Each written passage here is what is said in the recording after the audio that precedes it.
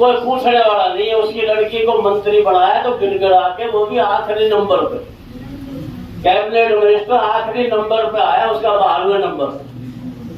उप मुख्यमंत्री बनाने लगे कि आरती राव जीतेगी तो उप मुख्यमंत्री बनेगी। ये सब झांसे हैं, इनके चक्कर में आप लोग आ जाते हो कि इलाके में राज आ रहा है। आपने एक बार नहीं देखा, 2 बार 3 बार, कितना देख लिया। इस इलाके का भला कोई कर सकता है तो जगदीश यादव कर सकता है, और कोई नहीं। मैं एक ही बात आपसे बार बार कह रहा था कि साथियों, इस मौके को चूक मत जाना, नहीं तो बहुत पछताना पड़ेगा। ऐसे ऐसे लोगों को एमएलए बना दिया जो पार्षद बनने लायक नहीं, वो एमएलए बना दिया, वो करेंगे क्या? ये इस इलाके का दुर्भाग्य है। मैंने बहुत बार एक बात कही आप लोगों के बीच में, आम लोगों के बीच जाके भी कही कि योग्यता के आधार पर वोट देना सीख लो। कोई योग्यता कोई नहीं देखा आपने, जनता ने।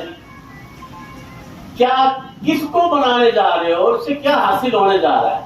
देखो, बड़ा दुर्भाग्य की बात, कितने बार हो गए 2000 के बाद में ऐसे ऐसे एमएलए बनाए कि जिनसे कुछ हासिल होना ही नहीं। तो इसलिए इससे सबक लो और लोगों में एक बात की चर्चा करो कि भाई चलो, हम तो चुनाव हार गए, लेकिन हासिल क्या हुआ? जिसको जिताया है उसके बारे में भी सोचो कि क्या कर पाएंगे लोग इस इलाके में। 3 बार 10 साल तो सरकार रहेगी भारतीय जनता पार्टी की, और भारतीय जनता पार्टी के विधायक भी रहे। तीसरी बार फिर बना दिया, क्या हासिल होना है? सारी जनता दुखी सरकार से, ये पोर्टल से दुखी, उससे दुखी। और जब चुनाव आया तो बोले कांग्रेस पार्टी तो मुसलमानों की पार्टी है।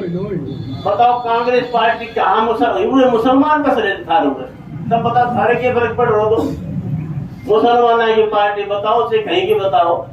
यहाँ तो मुसलमान नहीं थे ना, जिससे तुम्हें डर लगता हो, क्या उससे फर्क पड़ता है? कांग्रेस पार्टी देश को आजाद करवाने वाली पार्टी है, जो सब वर्गों को, हिंदू, मुस्लिम, सिख, ईसाई, सबको साथ लेके चलने वाली पार्टी है। अगर बांट करके राज करने वाली पार्टी है तो भारतीय जनता पार्टी है। इन्होंने सब वर्गों को बांट दिया। अभी एक ताजा अभी एक उन्होंने कल ही लागू कर दिया कि दलित वर्ग को भी बांट दो, कोटे में कोटा कर दिया, सबको बांटेंगे। आप ये मत समझना कोई अछूता रहेगा, एक एक करके सबको बांट देंगे। और इनका एक सूत्री कार्यक्रम, एक ही मकसद है कि इस देश पे मशीनों के माध्यम से राज करना। ये इसलिए ये सब कुछ हो रहा है, लेकिन पाप का घड़ा भरता तो है ना, कभी वो भरेगा। तो इसलिए निराश मत हो। जब मैं ही निराश नहीं हूं तो आप क्यों निराश होते हो? हिम्मत रखो। मैं राजनीति बहुत बार आपसे कहा है कि मैं राजनीति सत्ता का सुख भोगने के लिए नहीं करता, वरना तो मैं बाहर गया था, क्यों आता आपके, क्यों उड़ाता आप लोगों को? मैं जन सेवा के लिए राजनीति करता हूं, और जन सेवा हमारी जारी रहेगी, मजबूती के साथ जारी रहेगी।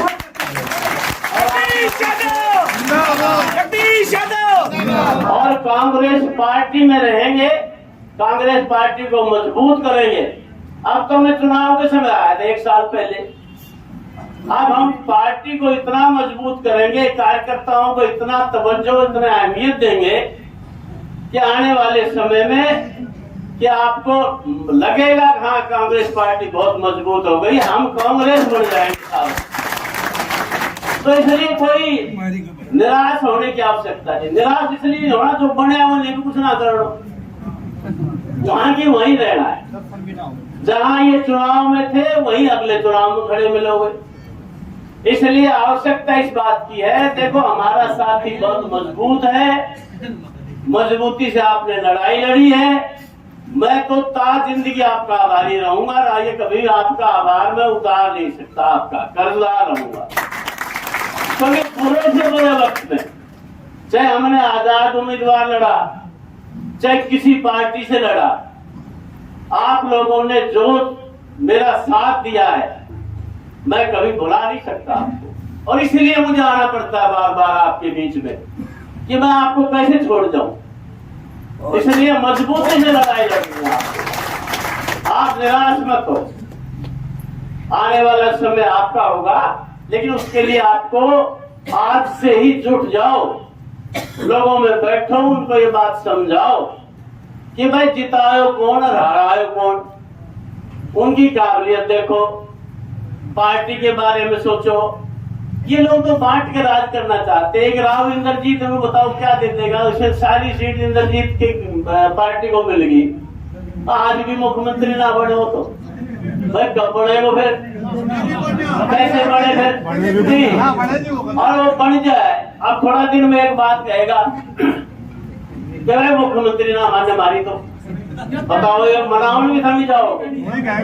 यहाँ तो चुनाव जिता सकती जनता, फिर तो उस नेता की काबिलियत में शामिल होता है, वो कितने काम करवा सकता है, कितनी चला सकता है।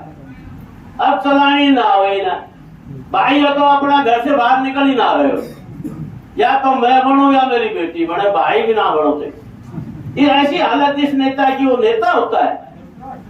आप इसको नेता कहेंगे? नेता होता है सबको साथ लेके चलने वाला, नेता होता है जिसके वो नेता होता है। आप इसको नेता कहेंगे? नेता होता है सबको साथ लेके चलने वाला, नेता होता है जिसके साथ जनता जुड़ी होती है। जिस प्रकार से आप लोगों ने मेरा साथ दिया, आपने मुझे नेता बनाया है, इसलिए जनता नेता बनाती है, तो अपने मन से थोड़ी बनता है। अब जनता ने कितना साथ दिया इस परिवार का, तो क्या हासिल हुआ इस इलाके को? ये हमारी ताकत लेकर के सत्ता पे काबिज होते रहे और सत्ता का सुख भोगते रहे, इलाके के लिए तो कुछ किया नहीं, इलाके को हमेशा पीछे धकेलने का काम किया है। मेरे को इस चुनाव से पहले नु कहा करते, हमारे साथी नु बोले जी आप घना इंद्रजीत के बारे में मत बोलो, वो फिर क्या हो जाए, वो ये क्या होगा भाई ना बोले। आप बताओ क्या हासिल हुआ? वो भाई कांग्रेस में तो वो भी उठी चले हुए। बताओ, मैं एमपी साहब से दीपेंद्र जी से कह रहा था टिकट मिलने के 15-20 दिन पहले, मगर ये तुमने टिकट पार दी, इनको संभाल दो, ये माहौल खराब कर रहे हैं। करा नहीं, मैं इन सबको आपके साथ लगाऊंगा, और मैं तो यादवेंद्र को भी कोशिश करूंगा आपके साथ आए। तो क्यों बावड़ जो चीज ना होनी मेरी तो करना था, बताओ तो बावड़ आदमी। आप बताओ क्या हासिल हुआ? एक भी मामले एक चीज हासिल हुई, फार्म भरवा के कर दिया। एक चीज हासिल हुई तीनों भाई एक होएगा या की मारी। चलो हमने एक कर दिया, सारे डर के मारे होगा। तो इसलिए इन चीजों से सावधान रहो। पार्टी के बारे में दुष्प्रचार जो किया जाता है उसका जवाब दो। ये पार्टी, कांग्रेस पार्टी, सबको साथ लेके चलने वाली पार्टी है। भाई दलित वर्ग में भाइयों में कोई बहकाने का कोशिश करे तो देखो जी, दलित और गरीब, पिछड़ा, छोटा दुकानदार, किसान, मजदूर का हितैषी कोई पार्टी है तो कांग्रेस पार्टी। भारतीय जनता पार्टी तो वोट ठगने वाली पार्टी है, बहका करके वोट ठगना। तो इसलिए इन बातों से सावधान रहो और आपस में एकजुट रहो और गांव में इस बात की चर्चा करो कि भाई क्या हासिल हो गया बताओ आप।